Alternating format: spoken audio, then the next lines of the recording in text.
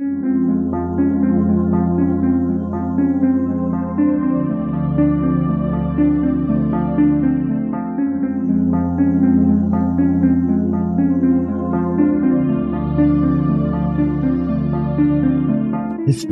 tells the story of the world and of our lives.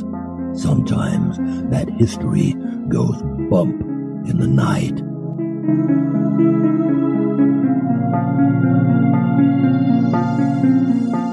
Broadcasting from the center of oddity and the supernatural in Central Florida, it's the History Goes Bump podcast.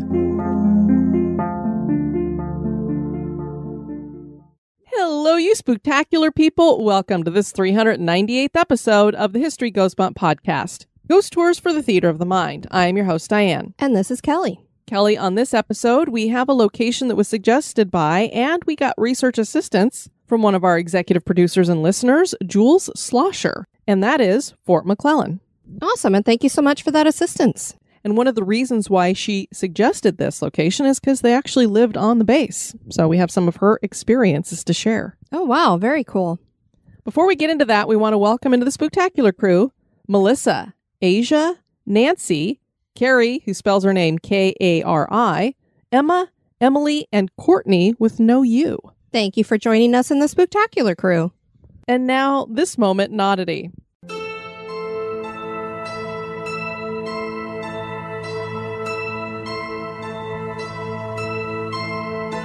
The Cave of the Crystals is also known as Giant Crystal Cave and is located in Nacre, Chihuahua, Mexico. This is connected to the Nacre mine there and is a chamber of limestone with giant selenite crystals jutting out in all directions. And when we say giant, we mean giant. The largest one has been measured to a length of over 37 feet. These crystals were formed because there's an underground magma chamber below the cave that heated water full of sulfide ions, then mixed with cooled oxygenated water. Gypsum crystals formed, and then the temperature in the cave dropped. And over 500,000 years, these crystals grew. The cave is a fairly recent discovery. Two brothers, Pedro and Juan Sanchez, discovered it in April of 2000 when they were drilling in the mine. The cave has been hard to explore because it is intensely hot in the chamber. Scientists designed their own exploration suits with reservoirs of cold water and ice that gave them about 30 minutes at a time of exploration. They explored the cave in detail in 2006. The cave was reflooded in 2015 and can no longer be explored. But the crystals might grow more because the water is rich in the minerals needed to do that. A cave full of giant crystals certainly is odd.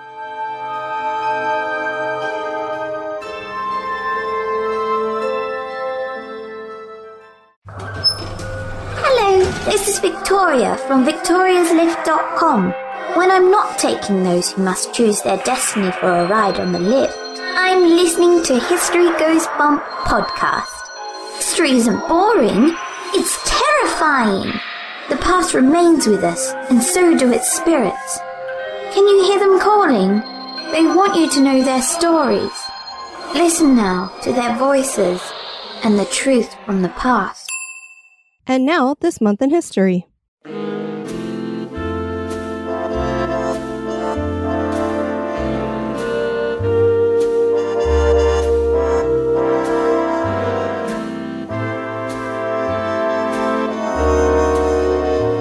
In the month of August, on the 10th in 1977, David Berkowitz, also known as the son of Sam, was arrested. Berkowitz had terrorized the people of New York City for over a year, starting on Christmas Eve in 1975, when he nearly stabbed to death a 15-year-old girl named Michelle Foreman.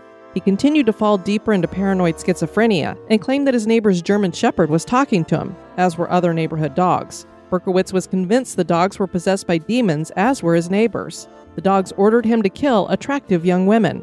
He moved to a new apartment with a neighbor named Sam Carr, who had a black Labrador that also told Berkowitz to kill. When Berkowitz started referring to himself as the son of Sam, he was referring to Sam Carr. His killing rampage left 6 people dead and 7 others wounded. He pleaded guilty to 8 shootings and was sentenced to 6 life sentences, which he continues to serve at Shawagunk Correctional Facility. Berkowitz later claimed that he was part of a violent satanic cult and that he'd been helped with some of the murders, which were rituals. No evidence of this was ever proven, and Berkowitz now claims to be a Christian.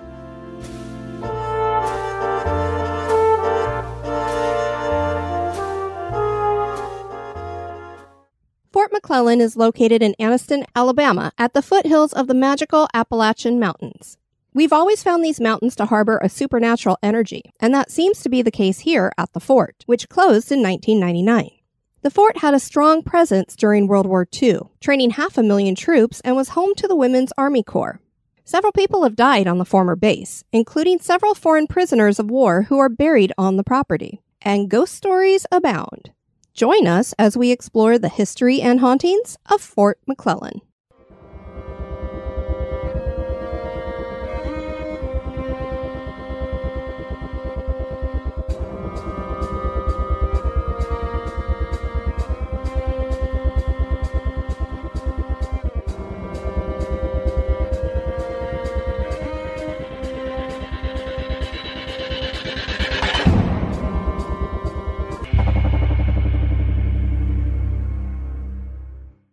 The town of Anniston was originally founded as a company town for the Woodstock Iron Company in 1872.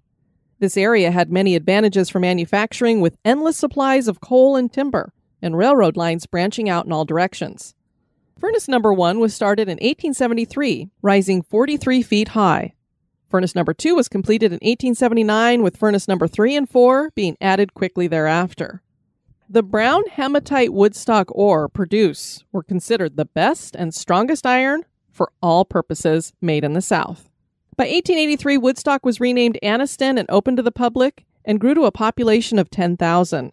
The Spanish-American War ended in 1898, but there were concerns that hostilities would erupt once again, and the government felt they needed a military reserve force in Alabama. Because of its great location, Anniston was chosen to establish Camp Ship.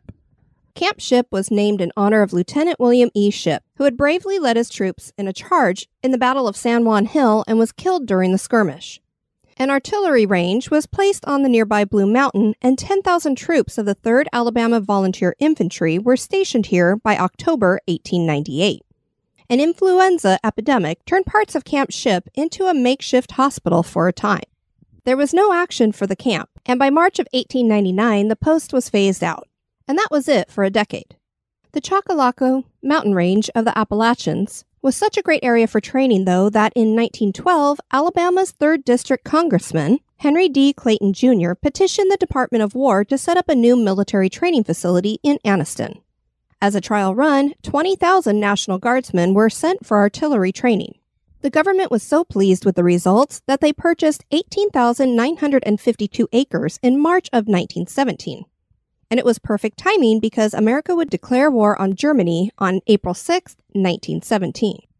Camp McClellan was officially established on July 18, 1917, and named in honor of Major General George B. McClellan, General-in-Chief of the Union Army from 1861 to 1862. The duty of the base was to quickly get men ready to fight in World War I. For this reason, all the early buildings were constructed from wood, and rows of wooden-floored tents were used to house the troops. This hasty building didn't mean that few buildings were erected. Quite the opposite. There were 1,500 buildings, with 118 of them alone reserved for the base hospital. Can you imagine erecting that much stuff in that short period of time? No, I'm wondering about the quality of the construction. Wouldn't want a hurricane to blow through there, let me put it that way. A terminal piece of the railroad was extended right into the camp. Men arrived from Virginia, Maryland, New Jersey, Delaware, and Washington, D.C. These men would become the 29th Infantry Division, commanded by Major General Charles G. Morton, and they would fight in France. On a side note about the 29th Infantry Division, they would be part of the first Allied assault on Normandy on D-Day during World War II, and would be one of the 36 divisions recognized as liberating units because they liberated Nazi concentration camps. And Fort McClellan is where they were created. So I thought that was a fun little side note. You know how I love those things. There were other troops here as well, including the 157th Depot Brigade and the 11th and 12th Training Battalions, the 6th Division, the 1st, 2nd, and 3rd Development Regiments, and the 1st Separate Negro Company of Maryland. This latter group would later be absorbed into the 372nd Infantry Regiment and fight in the Champagne region of France during World War I. This was a black regiment with white officers. The unit was extremely well decorated. Urbain F. Bass was their black medical officer, who was killed in action on October 6, 1918, and received the Distinguished Service Cross. After the war, most mobilization camps like Camp McClellan were closed, but it managed to make it onto the caretaker status list. This led to Congress approving funds to update the buildings at the camp in 1926, and these structures included barracks, a headquarters, officer quarters, and a central hospital. On July 1, 1929, the post was officially designated as Fort McClellan, and it would become permanent. In 1933, more funds were allocated, and the Fort McClellan Army Airfield was built along with a radio facility featuring the call letters WUR. And this mostly was used for Morse code communications. Additional buildings were added, and these featured Spanish colonial revival architecture. Troops that trained here were the Alabama Army National Guard, the Army's Reserve Officer Training Corps, the Army 22nd Infantry Regiment, and District D of the Civilian Conservation Corps. This group was known as the CCC, and it was a voluntary public work relief program for the unemployed during the Great Depression. It was advertised as, quote, a young man's opportunity for work, play, study, and health. This was a key part of Roosevelt's New Deal. Towards the end of 1940, the 27th Infantry Division of the New York National Guard was activated and sent to Fort McClellan. A year later, these men would be deployed to the Pacific Theater of Operations because America had entered World War II. The new war prompted more construction at the base, and any remaining buildings from the previous war were upgraded. The base also acquired more land, buying part of the Talladega National Forest and growing to over 42,000 acres. Fort McClellan was now able to house up to 50,000 troops. Hundreds of hutments were set up for those troops, and as creature comforts, 5 theaters and an amphitheater were built. A firing range for mortars, artillery, and tanks was set up and called Morrisville Maneuvering Area. That name was later changed to Pelham Range to honor a local hero named John Pelham from the American Civil War. During World War II, 500,000 men were trained here, and the basic training included handling live artillery fire, fighting from foxholes, and hiding from tanks. Fort McClellan became unique among bases as it welcomed 2 detachments of the Women's Army Corps, also known as WAC, or WAC. And they also trained special black troops that were sent to fight in Italy. Yeah, so I kind of like that about Fort McClellan. It was kind of on the edge on the cusp. Yeah, getting into integration and not segregation and bringing everybody together. Fort McClellan had another designation during World War II, and that was Prisoner of War Camp. This part of the base was built in 1943 and could house 3,000 prisoners. Kelly, unlike previous wars that, the prisoner of war camps, especially when we're talking about the Civil War, these were horrible places. You didn't want to be there. There wasn't anywhere to sleep. You were lucky if you had a bed. Sure. You were lucky if you got anything but the very basic rations. This was definitely an upgrade. The prison internment camp here was really quite nice. The 1929 Geneva Conventions laid out rules for prisoners of war. There were plenty of provisions, and there was lots of recreation. One German prisoner found the prison so comfortable that he wrote home and described Fort McClellan as a, quote, golden cage. Oh my goodness. That's how nice it was. And as hard as it may be to believe, the nearby residents were having to ration food, so they began to resent how good the prisoners had it at the base. Oh wow, kind of like the summer camp over there. Exactly. They're looking over there going, they're having barbecues and stuff, and we can't even get any meat. Oh my goodness. There were prisoners who made a run for it, however, and did attempt to escape, and they were killed. There's a cemetery here for the dead prisoners that includes 3 Italians and 26 Germans. Fort McClellan had 2,546 prisoners in total. When the war was over, Fort McClellan trained occupation forces and then became a recruit training center. By 1947, the base was moved to inactive status with just a small group left behind to maintain everything. A new war, the Korean War, would breathe new life into Fort McClellan, and it was once again used for National Guard training. More funds brought more restoration, and Brigadier General Theodore R. Wessels became the commander and was nicknamed the father of the new Fort McClellan. A chemical corps would be formed and trained here. The training was made up of basic training for 8 weeks and then 8 weeks of chemical warfare training. Operation Top Hat was started in 1953, and the highly secretive operation tested nerve agents, biological warfare, and sulfur mustard gas. The Chemical Corps name would change in the 1960s and be expanded with the U.S. Army Combat Development Command Chemical Biological Radiological Agency. That's a mouthful. How many different names can we put in that title? Moving to Fort McClellan. One can imagine that having all this chemical stuff on the base would not be a good thing, and that would prove to be true when the base is closed. As a matter of fact, H.R. 3666 was introduced in Congress in 2017 and was called the Fort McClellan Health Registry Act.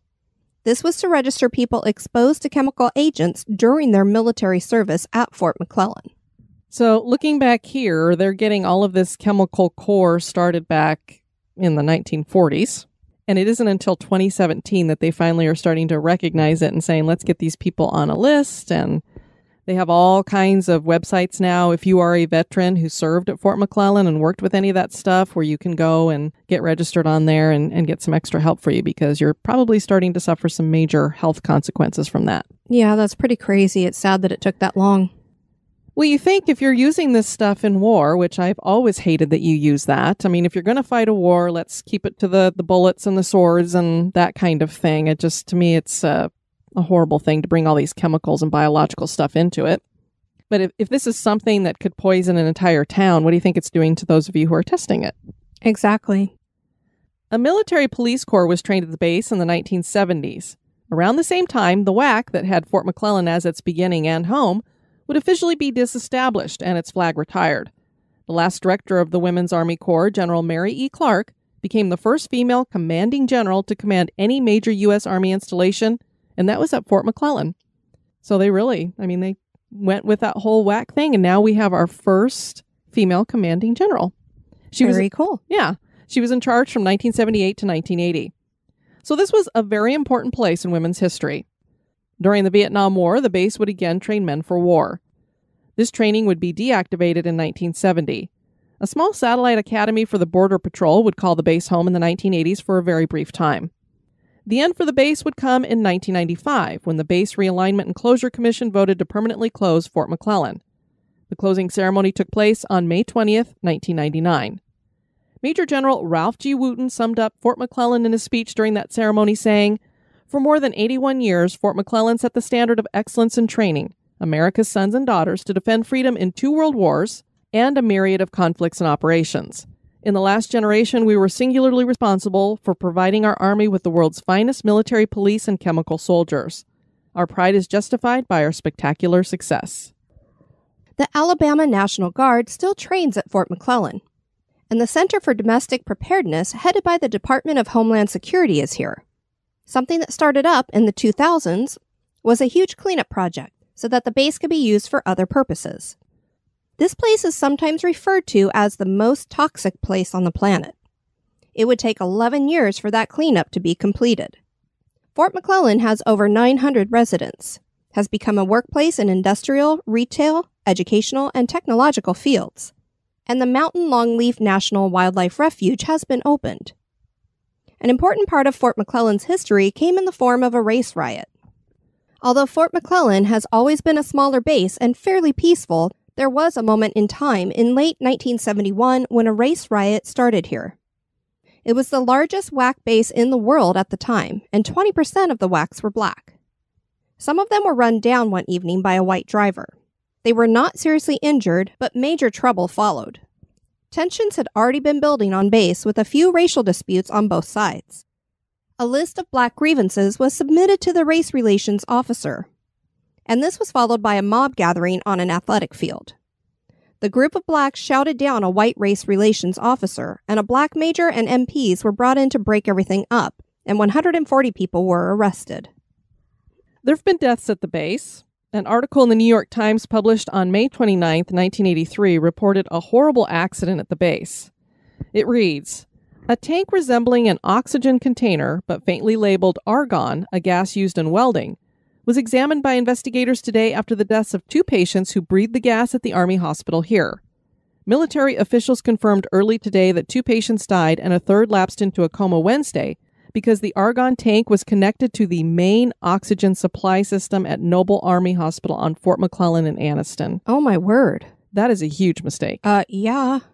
I don't even know why you would have argon gas where you would be storing the oxygen tanks. How could you even have them near each other? The 100-bed hospital's operating and delivery rooms had been closed for 3 days while investigators determined what killed a sergeant and a premature infant and left the wife of another Army sergeant near death. It is apparent that we were supplied argon in place of oxygen in a tank normally used for oxygen, said Colonel Edward M. Johnson, a doctor and the commander at the hospital. Subsequent administration of argon to the patients resulted in suffocation. The patient who lapsed into a coma was Charlotte Huddleston, and she did end up dying the following day from a heart attack. She was only 28 at the time. A person wrote in 2019 on the internet that Inside this hospital, a ghost named Charlotte lives. She is not hostile or friendly. There's a video of Charlotte appearing on YouTube. This is a real story, and Charlotte is real. However, do not look for Charlotte because she does not like to be hunted or filmed. And apparently, Charlotte the ghost really likes to mess with the lights. So we have our first ghost here on the base. What a horrible thing to have happen. These people are going into surgery, and you put the thing over their mouth, and all of a sudden they're like, these people are going into cardiac arrest. What's happening? Oh my gosh, I can't even imagine. There are parts of Fort McClellan that are like a ghost town, and that is an appropriate term because Charlotte is not the only spirit here. There are lots of spirits that seem to surround the area at Fort McClellan. Visitors to the area have reported some strange sights, including shadowy figures, apparitions, and odd lights. Others have felt cold spots and seen doors closing by themselves.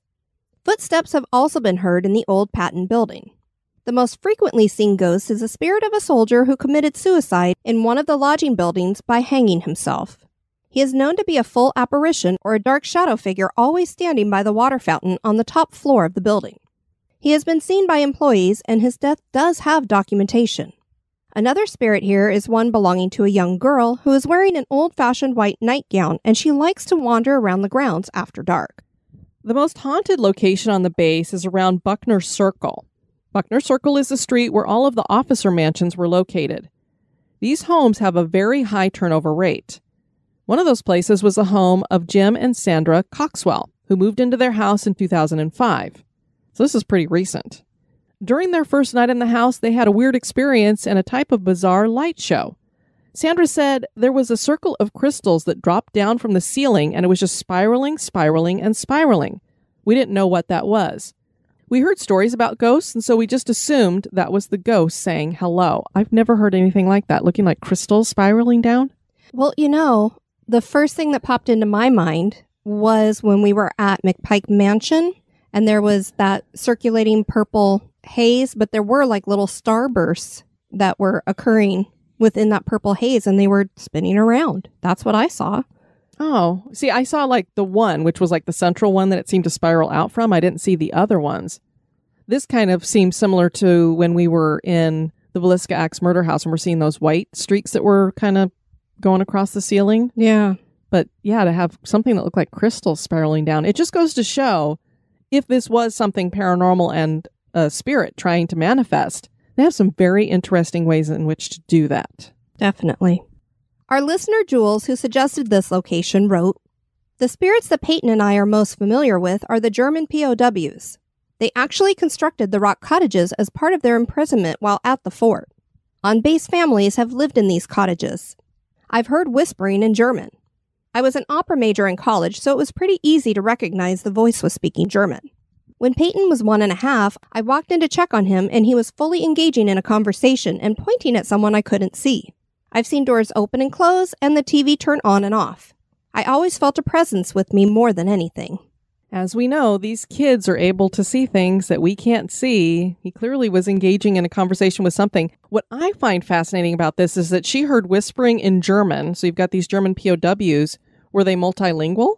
Was Peyton able to understand what was being said? Because if he's having a conversation back, I mean, I don't know how much he could say at 1.5, but there had to be something in English that he was understanding, I would think. I would imagine so. Then I found these on a website. This is from 2016. In September of 1991, I was undergoing basic training at Fort McClellan, Alabama. Our platoon company was outside conducting PT at approximately 6 or 7 p.m. I clearly saw a younger woman in a white tattered dress move across a field directly in front of us. She was semi-transparent and was no more than 100 feet away. One distinct fact that I remember is that the woman was moving but had no legs or feet. It was the kind of thing that you shake your head at and keep going. Well, I don't know if you would just shake your head and keep going. It's nothing. I never asked or told anyone while I was there because I was scared of what they would say, especially during basic training. Oh, can you imagine the harassing? Oh, heck yeah. I share this story often with friends and family. It was the one and only time that I've ever experienced anything like that. And we've seen other people talking about a young girl in a white dress. So was this Our Lady in White? And was she just so transparent that you couldn't see the legs or feet? Did she possibly not have them? We hear a lot too. And the Haunted Mansion pays homage to this. You'll see some of the ghosts that they have in there don't have any feet because people sometimes don't see feet with ghosts, or people were cut down to size to be put in their coffins, and that meant their feet were lopped off. This is true. And then from 2019, my friends and I come to Fort McClellan to take pictures. We've had previous experiences here. Once we heard the voice of a woman. Today, while taking pics there, the door behind us squeaked open and there was not the slightest breeze out. So we left because we got creeped out and moved on to another spot. At that spot, almost as soon as we got out of the car, we heard things falling from higher levels of the building. Creepy. And then Anonymous wrote in 2021, on September 18th, 1972, while attending basic, I woke up to go out to the latrine at midnight. It was a thunder and lightning storm that night. I heard a strange sound like someone was singing. I could not figure out where it was coming from. Then I saw a white figure standing at the end of the hall. I think it was looking at me. Then it disappeared into the darkness. I decided to get the hell back in bed. Probably didn't have to pee anymore either. Did you check the floor underneath you? Oh dear. I remember this because I kept a journal. I was in Alpha Company, 2nd Battalion. Whatever building that was back then. As we've said before, it's always great when our listeners have actually had experiences at these locations that we share. Did Jules and her spooktacular toddler really experience ghostly activity? Is Fort McClellan haunted? That is for you to decide. Well, thank you so much, Jules, for recommending this one to us. She's recommended another place, too, that we'll be doing up here pretty soon. Excellent. We want you guys to check out our website at historygoesbump.com. And if you want to send us some feedback, you can do that at historygoesbump@gmail.com. Kelly, as we announced on the last podcast, we have the Flash Fiction Contest for 2021 going on right now. The deadline is September 6th, 2021, midnight Eastern Time. Your word limit is 1,000. If you go over a tad, that's okay, but you want to keep it pretty tight because that's why it's Flash Fiction. And your subject should be creepy or scary, some kind of ghost story type material. Try to keep it at a lower R rating, something you wouldn't mind your teenagers reading. Send it to us at historygoesbump@gmail.com. And Kelly, I think we already have about 7 or 8 entries. I know. I'm so excited. Yeah, it's great. And there's prizes. We'll be giving medals to the top 3. And you get shirts and logo gear, all that great stuff. And we also read some of the runners up. So get to writing. It's a chance to be a star. And if for nothing else, it's to celebrate 7 years of History Goes Bump. Yes, indeed. Hard to believe that I've kept this going that long. A lot of people pod fade within a year or two, but you're kept a it rock going. star. Thank you very much for you guys listening to this episode. I've been your host, Diane. And this has been Kelly. You take care now. Bye-bye. And Kiwi. And Kiwi, yes. This episode has been brought to you by our executive producers. Join me in the cemetery by becoming an executive producer. You can join on Patreon or PayPal. Check out the Support the Show tab on the website for more information.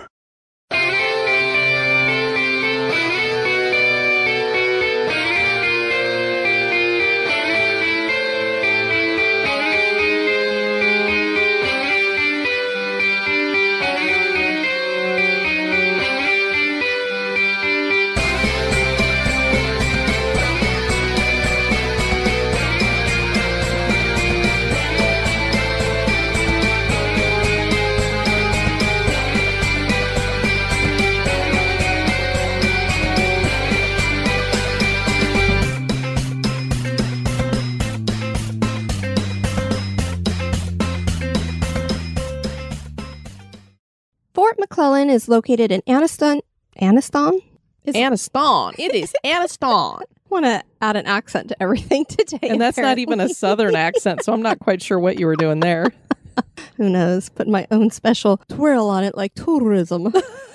We're going to start calling it the Kelly accent. There you go. Fort McClellan is located in Anniston, Alabama. It's Alabama. Furnace number 1 was started in 1873. 1873? Numbers. The brown hematite woodstock ores. What did I say? Hematite? Hematite. Hematite. I'm making up my own. What would that be? A mineral or something? Hematite. Rock. It's one of my favorite stones. Is it really? It is. Oh. That and tiger's eye. Well, and amethyst. I have a few. And citrine. What does hematite look like? Those are the little magnetic rocks. When you go to the rock shop, you can. Oh, yeah. They're all connected together. Sure. If you try to pick them up. Okay, neat. I didn't know they came in brown. I just thought they were black or silver looking, gray looking. They are. Oh, they are brown. No. They're, well, I don't know. I guess it comes in brown because you said brown hematite, didn't you? That's what the research said. I'll have to go to Google for that one. I've only seen them with the metallic look to them. Exactly. There were other troops here as well, including the 157th Depot Brigade. It's a brigade. Oh, I wanted to say it with a P. It's just not coming out of my mouth right. Brigade. D of the Civilian Conservation Corps. Now you're doing it. You were giving me a hard time. I know. At that spot, almost as soon as... Kiwi! At that... He's talking back at you. Do I need to come out there and clip your nails? I'll do it. I'll get your nails. Do you need a spray bottle? I'll do it. Such a mouthy little thing. This is what we have to endure all the time. He's totally sassing you right now. He is. He needs a timeout. Kiwi, you're in timeout. We only have a few more minutes. Can you just be quiet? Zip it.